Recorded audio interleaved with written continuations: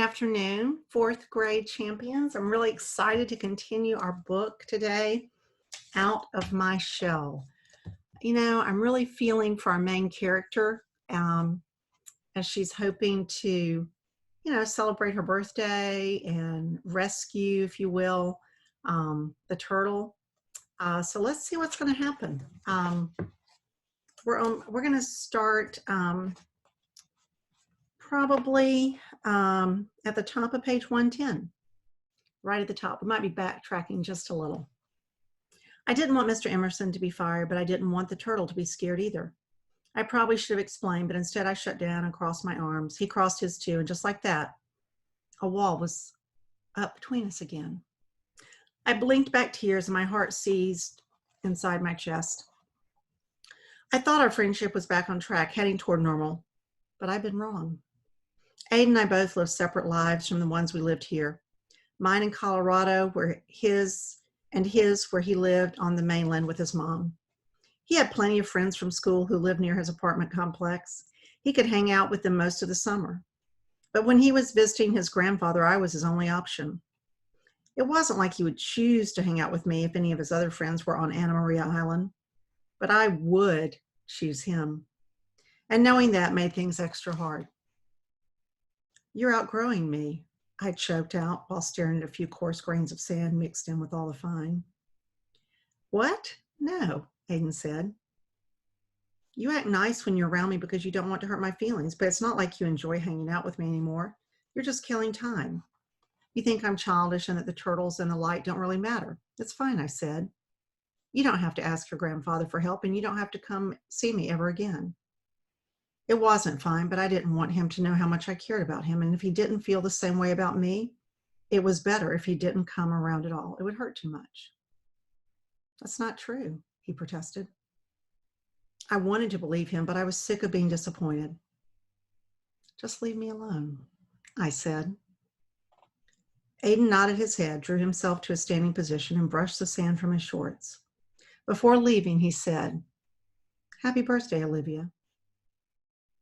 He paused, then added, "Here, I found this in the sand." When I reached out, he pressed an object into my hand, then made a straight line for the beachcomber. It was another piece of sea glass. Aiden had gotten to it before I arrived. I palmed the mermaid tear and stroked it like a worry stone. It didn't soothe. Nothing did. When a dark shadow glided across the swath of moonlit water a short while later, my heart didn't leap in my chest. When the sea turtle clumsily crawled out of the ocean, I didn't feel happy. Not like the first time I'd seen her. It was as if my heart knew what was coming and refused to celebrate. "Please," I whispered feebly, "it's safe here. Come ashore, come home." I silently willed the turtle to crawl across the sand. I thought again how loggerhead turtles returned to the beach where they were born to lay their eggs. She belonged here more than we did. The turtle didn't make it as far as last time before turning back. Why would she continue with all that light glaring in her eyes? As I watched her go, my blood grew hotter and hotter until it boiled. Without giving it a second thought, I sprang to my feet and stormed toward the incandescent beachcomber. I took a different path than Aiden had. He turned and walked toward his grandfather's unit at the front of the building. I walked along the beach, then crossed the dunes, went through the gate, and arrived at the edge of the pool. It was empty. It's so important to keep these lights on even when no one is swimming. I fumed. Then I hurled the piece of sea glass with all my might. Dad always said I had a good arm. The glass shattered, and the bright light beside the pool went dark. When it did, the blood pulsed harder in my veins, not with fear or anger, but with the feeling of justice. It felt good. It felt gratifying. That was until I turned toward Grandma and Grandpa's beach house and saw Lainey watching me out the window. Her face was plastered to the pane of glass, her jaw slack with disbelief. My sister saw me looking. She took a step back and was engulfed by the darkness. When I crept into our bed, not 5 minutes later, she was silent. I knew She was only pretending to sleep. Chapter 12, page 114. The loggerhead fact for this chapter: the cavity a loggerhead turtle digs for a nest is 18 to 22 inches in depth. That is like this much. They dig that deep. Lainey was normally a noisy and active sleeper. Her feet would find their way to the backs of my knees. Her elbows would catch me in the ribs. She'd mutter stuff I usually couldn't understand. After I made up that bit about the squidopus, it got even worse. She squirmed and whimpered in her sleep, and one night I caught her swatting to her own arms and moaning, "No, no, too many tentacles." When that happened, I did my best to comfort her. I even tucked her stuffed sloth under her arm. But the nightmares continued, making me feel about the size of plankton. The night I broke the light, however, it was me doing all the tossing and turning. Lainey never could keep a secret. It was only a matter of time before she rattled. I had to get ahead of the storm. During my nighttime restlessness, I decided to do two things. One, confess to breaking the light, and two, try to enlist my grandparents to help with the turtle and the beachcomber. Grandpa had a peacekeeper's heart, though. I wasn't sure he'd be that effective. Grandma was fiery enough, but I didn't know which way she'd fall. She might take Mr. Shaw's side after she learned about the broken light. Either way, I was running out of options. I expected Grandpa, but it was Grandma I found in the kitchen first thing the next morning. She was making a packet of instant oatmeal. "You know the turtles?" I started. "What, dear?" she asked. Just as I opened my mouth to repeat myself, Grandpa entered behind me. Good, I thought. Now I can explain myself to both my grandparents before Lainey has a chance to rat me out. "The turtles?" "Yes," Grandma said, but a bewildered expression was blooming on Grandpa's face, which drew her attention away from me. It was then I noticed the piece of paper in his hands. She took a step toward him. Then Aunt Michelle, the twins, and Mom appeared out of nowhere, and I was forgotten in the crowd. Grandpa's voice was incredulous, and a hair louder than normal when he spoke. "Mr. Emerson left a note on our door. He thinks one of the kids threw a rock at the beachcomber and broke the security light by the pool." A tiny gasp escaped my throat. Then my airway shut down. So much for getting ahead of the storm. It was right on top of me. Time seemed to stand still as my family digested the news. Then in perfect symphony, Grandma, Grandpa, Mom, and Aunt Michelle turned their attention not to me, but to Cisco and Diego. "It couldn't have been. I didn't turn my back on them for a second yesterday," Aunt Michelle said. "I'll talk to Mr. Emerson. Tell him he's mistaken." Grandma squeezed her hand. "You do that," she said. I released my breath, thinking the storm may have swept on by, when Lainey's voice rang out loud and clear with accusation. "It was Liv!" I turned, and there she was, standing in the doorway, wiping sleep from her eyes with one hand and pointing at me with the other. "I saw her do it." My family's necks turned to rubber and their heads whipped toward me. When I didn't deny it, Aunt Michelle reeled on Mom and threw her hands in the air. "What did I tell you? She's turned into a delinquent." That was not going the way I'd planned, but what had lately? Mom shut down, of course, and let my aunt do all the talking. "You know, kids sit out when their parents split. It's only natural. Kids act out when their parents split. It's only natural. But you have to let them know it's not acceptable," the mob declared. Grandma fretted to herself loud enough that everyone could hear, and Grandpa tried to placate Aunt Michelle. Now, I'm sure there's a reasonable explanation.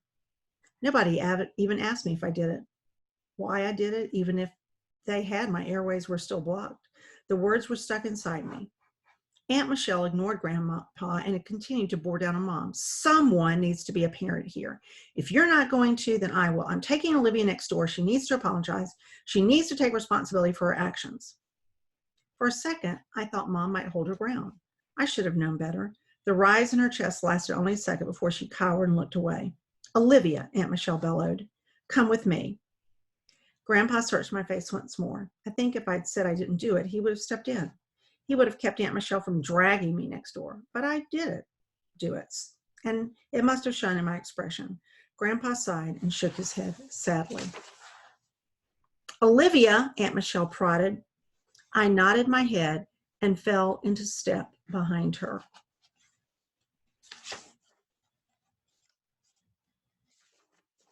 Let's go ahead and finish this chapter, okay? Something changed in me on the march next door. My heart, which had been beating rapidly, settled to an even thump-thump.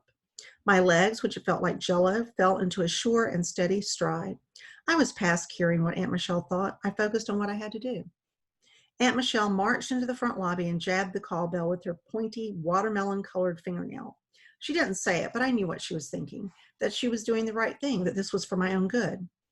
I was surprised when Mr. Shaw emerged instead of Aiden's grandfather. It seemed awfully early for him to be around.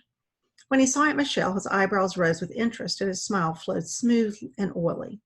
The instant that he noticed me standing next to the mob, though, his expression froze. I jutted my chin as Aunt Michelle cleared her throat.